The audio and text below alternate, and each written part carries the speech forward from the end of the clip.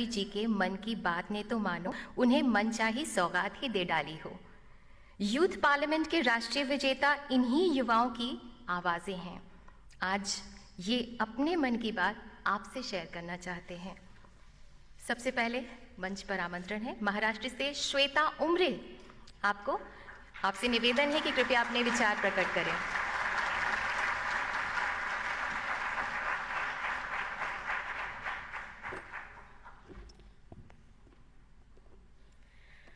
मैं उस देश की नागरिक हूं जहां छत्रपति शिवाजी महाराज और सम्राट अशोक जैसा राजा था। मैं उस देश की नागरिक हूं जहां हर 50 मील पर रूप, पहनावा, मजहब बदल जाता था। मैं उस देश की नागरिक हूं जहां डाल डाल पर सोने की चिड़िया को पाया जाता था। मैं उस देश की नागरिक हूं जिसे अपने भूगोल के पहले इस ब्रह्मांड का भूगोल समझ आता था। A very frenetic morning to Honorable Prime Minister Sir, respected Minister Sir. This is Shweta Umre from Government Institute of Forensic Sciences, Rashtra Sant Tukadoji Maharaj University, Nagpur, Maharashtra. Today, I will be speaking on the topic connecting India economically, culturally, and geographically. Now, when I look at this topic, I can see two aspects. The first aspect is how do we connect India to itself. The second aspect is how do we connect India to other countries globally. So when I talk about the first aspect, I dearly feel that India is already a connected nation. Now how? NASA has reportedly stated that the sound of the rotation of Earth is Om.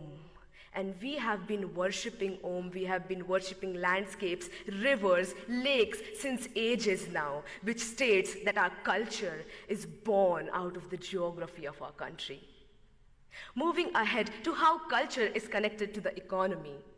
When I talk on this, how can I not talk about the heritage tourism that we have, about Char Dham, about Golden Temple, about Haji Ali Dargah, about the beautiful churches of Goa. This heritage tourism generates a revenue for our nation, and this revenue helps us build a better, a stronger economy. And that we have a stronger economy now, it is possible for us to reach to the portions of the country that are in the most remote areas. And this would lead to not only literate individuals, but educated individuals. And educated individuals of this nation would arise and develop a better and stronger culture, would arise and take care of the geography of their nation. And when this would happen, our India would arise. Talking of geography, when I see that people who drink water in Bengal, it comes from the Himalayas. The people who experience rainfalls in Mumbai are the clouds that are coming from Gujarat. And we have the second largest network of roads in the world, thanks to the 3% taxpayers of this country. Ahead, I would like to state how India is getting connected to other countries globally. India has always been rich in cultivable land, rich in heritage, and rich is amongst all of you beautiful youth people of this country.